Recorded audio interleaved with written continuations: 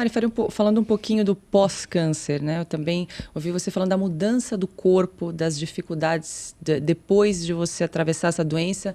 E a gente estava falando, você está curada, que estágio da tua doença você está hoje? Como é que pode se definir isso? E o que é a hormonoterapia, né? Hormonoterapia. Sim. O câncer, quando a paciente é diagnosticada uma vez, ela precisa esperar 5 anos para ser curada. Então, teoricamente, eu estou na remissão.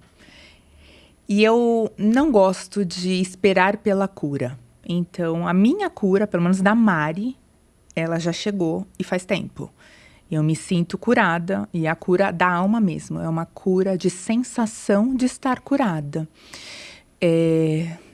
Vai muito ligado a essa liberdade que eu falei, que eu sinto, né? De não ter julgamentos. E esse é um nascimento de uma amorosidade ao próximo que eu não consigo explicar o que eu sinto. Mas eu hoje estou em remissão, segundo os médicos, e curada, segundo a Mari.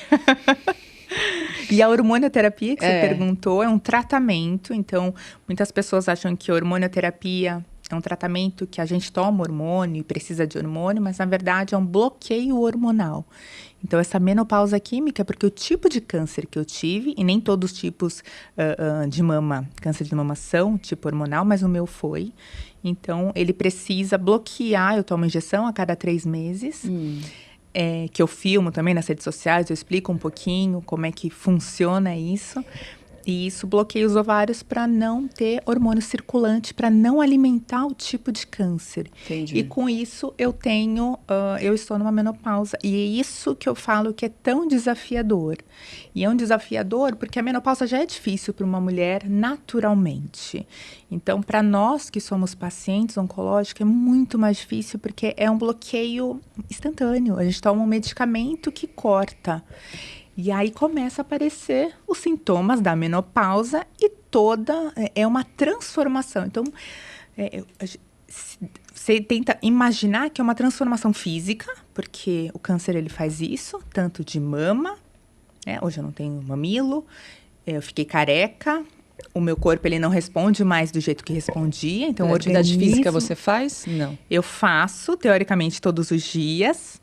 E na prática, eu faço pelo menos 3 a 4 vezes na semana. E aí eu começo a correr as frustrações.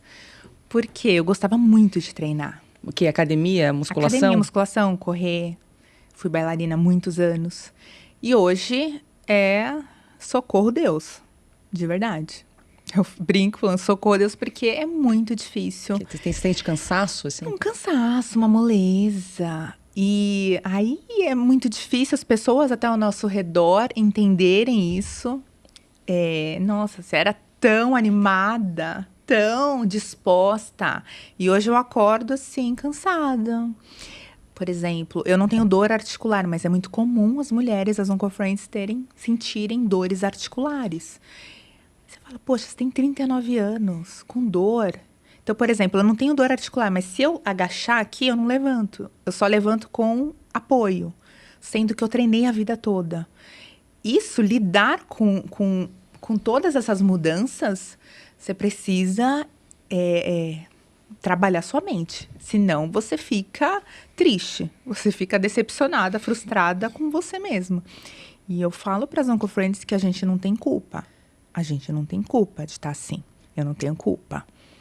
Mas é a realidade. Então, a gente precisa adaptar a nossa vida. Só que como a gente adapta? É como se fosse... Outro dia eu até estava pensando numa analogia para explicar o que eu sinto. Então, pensa como se nós fôssemos um quebra-cabeça, peças de quebra-cabeça. E eu era uma peça de quebra-cabeça que entrava no quebra-cabeça e formava, que é a sociedade que eu vivia. Só que esse quebra-cabeça com a doença passou numa tempestade, furacão, maremoto. Essa peça. Se você pegar essa peça e colocar no quebra-cabeça que tinha antes, ele não vai entrar. Esse quebra-cabeça ele já está deformado, ele não entra. E aí vem toda uma questão difícil de lidar. Como é que eu vou ser? Por isso que eu comento que a Mari morreu naquele dia e renasceu outra pessoa.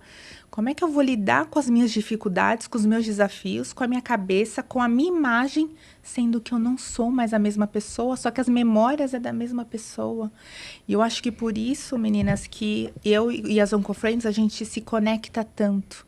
É uma conexão de alma mesmo. Muitas delas eu não conheço pessoalmente, e a gente se olha, a gente sabe como é difícil a gente se encaixar. Essa peça do quebra-cabeça, ela não encaixa mais. E aí a gente começa a se conectar com esse quebra-cabeça que passou também por toda essa tempestade que a gente passou.